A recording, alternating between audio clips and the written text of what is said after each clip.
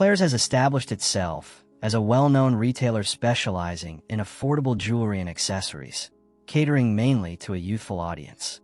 Their primary shoppers range from young children as young as 3 to teenagers and preteens. Visit any Claire's location and you'll be greeted by an explosion of pink and purple unlike anything you've seen before.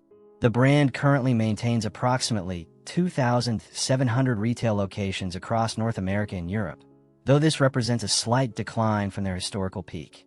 Roughly half of these stores are situated in American shopping centers. Additionally, they operate close to 200 icing stores, which target a somewhat more mature clientele. The icing brand was originally an independent chain of upscale accessory and clothing retailers that had entered bankruptcy proceedings in 1996. Claire's capitalized on this opportunity by purchasing their assets at a bargain price and subsequently grew both brands in tandem. However, as many are aware, Claire's has faced significant challenges for an extended period. Their first bankruptcy filing occurred in 2018, allowing them to eliminate $1.9 billion in obligations. They shuttered several locations deemed unprofitable and subsequently brought on Ryan Vero as their new chief executive. Vero initiated various recovery strategies that occasionally showed promise. Unfortunately, these efforts proved insufficient. 5 years later, they brought in Chris Kramer, who had been serving as both chief financial officer and chief operating officer, to replace Vero. Under Kramer's leadership, the company filed for bankruptcy protection a second time in August 2025. The situation appeared dire. According to company statements, they had approached more than 150 prospective purchasers. Without a buyer willing to acquire the business, they faced the prospect of shuttering hundreds of North American locations in short order, potentially closing all of them. The acquisition process has continued to evolve, and the latest development involves a holding company called Ames Watson agreeing to a $140 million transaction to purchase between 800 and 950 locations.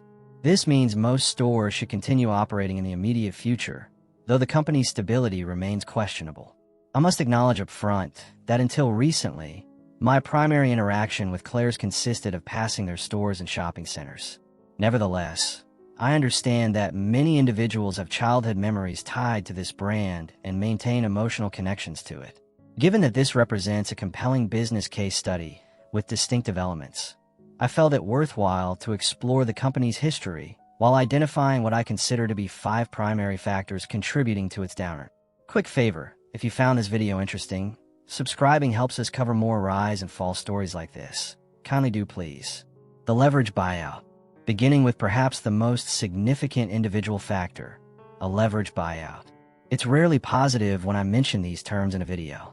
To provide context, the individual most instrumental in Claire's initial expansion and prosperity was Roland Schaefer.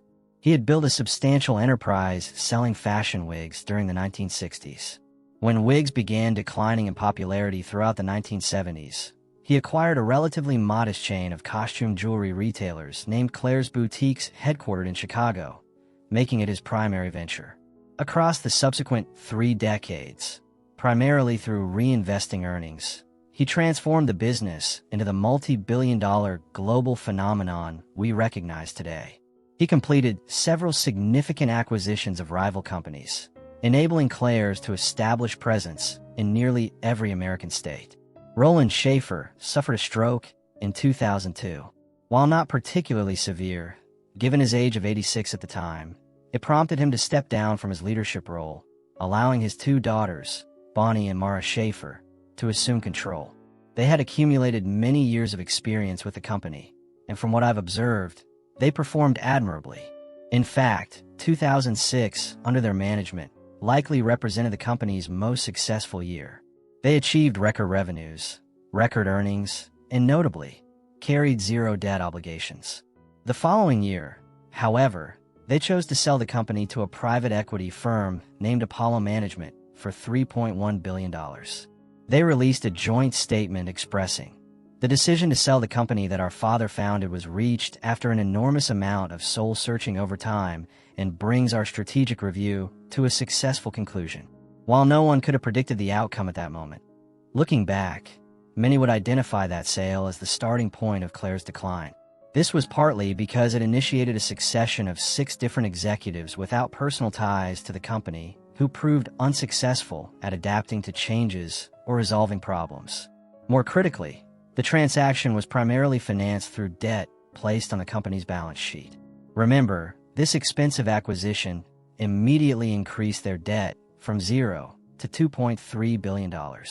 Over the 10 years following that transaction, Claire's paid nearly $2 billion in interest charges, significantly hampering their ability to generate profit, especially profits approaching historical levels or meeting necessary thresholds. The buyout clearly imposed severe financial pressure on the company and eventually necessitated multiple bankruptcy proceedings to reduce the resulting debt burden. Economic factors. One significant factor was the recession beginning around 2008. This proved devastating for virtually all mall-based retailers. Consumers had considerably less disposable income for shopping center purchases, resulting in dramatically reduced foot traffic. 2008 marked their first sales decline in more than 15 years. Coincidentally, this occurred immediately after they had taken on $2.3 billion in debt, creating a particularly difficult situation. More recently, the pandemic significantly impacted sales. I'm confident this requires no further explanation. Inflation has also damaged their business. Their response involved raising prices, which only exacerbated the problem. Additionally, recent tariff policies have affected Claire's more severely than most retailers, given that approximately 56% of their merchandise originates from China, with another 14% imported from other nations. They've calculated that tariff-related costs would increase by roughly $30 million. I don't want to portray Claire purely as a victim of circumstances, but their difficulties have certainly been compounded by factors beyond their control. Declining mall traffic. I need to discuss diminishing shopping center traffic more thoroughly. I'd contend that Claire's may be the most quintessential mall brand ever established. Consider this. They've been a shopping center fixture for half a century. During the 1980s and 1990s, Claire's expanded alongside the growing popularity of malls, to the extent that I cannot recall visiting a shopping center without encountering a Claire's location. Seriously, let me know if your local mall lacks one. If you're uncertain, next time you visit a mall, look for a Claire's. I'm confident you'll find it there.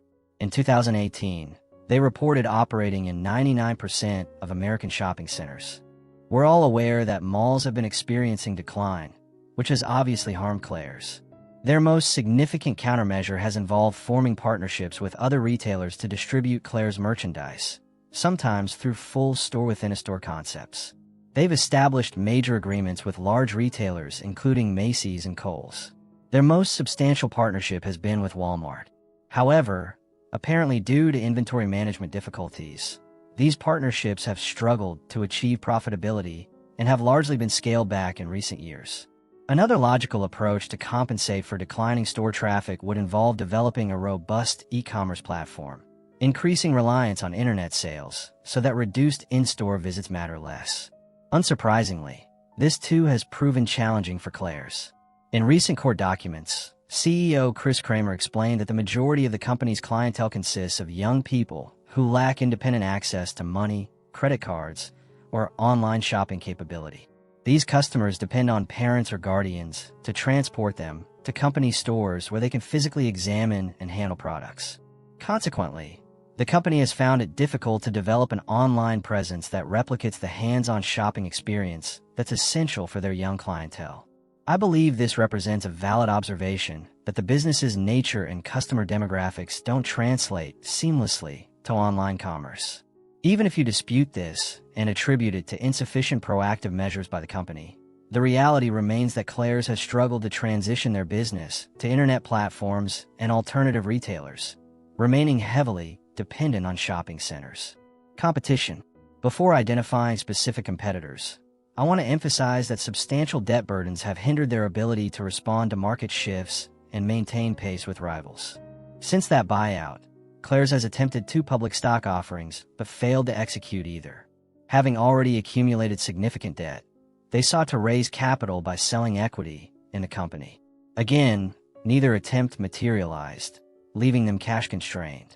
Regarding online competitors, Retailers such as Shine and Temu have become popular destinations for purchasing lower-quality Chinese-manufactured jewelry and accessories. Concerning physical retailers, newer and more fashionable alternatives like Lovisa have appeared. This leads directly into the final factor on my list: being perceived as outdated. As I've mentioned, Claire's has consistently targeted a younger customer base. This means they must continuously establish connections with new generations. And I'd argue that their most powerful tool for accomplishing this over the years is a business aspect I've delayed mentioning until now: ear piercing. They began providing this service in 1978 and report having performed it over 100 million times since. This shouldn't be overlooked because it creates memorable life experiences. Some people had their ears pierced at Claire's more than 40 years ago and likely remember it vividly.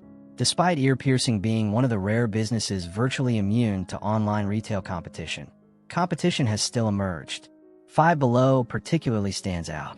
The first location opened in 2002, and they've since grown larger than Claire's within the United States. They offer comparable low-cost jewelry and accessories aimed at younger demographics, plus various other products. Within the past few years, they've also begun offering ear piercing services. My point is that compared to earlier generations, there are now substantially more alternatives for getting ears pierced and purchasing earrings and related accessories. While this isn't my area of expertise, I sense that younger generation members may view Claire's as uncool or antiquated when compared to newer, trendier options. As a result, they're not developing the same strong attachment to the store that their parents or even grandparents did previously. I'd love to hear your thoughts about Claire's. Please share any memorable experiences you've had with them and your current feelings about the brand. Do they need to exit shopping centers or reduce their footprint? Or what would it take to revitalize the company and restore stability? It remains an iconic, recognizable brand, so there must be potential to rebuild and regain relevance. Finally, do you agree with my identified decline factors, or should something be added or removed from the list? Share any other thoughts you have about Claire's in the comments. I'm interested in your perspective. Thank you for watching.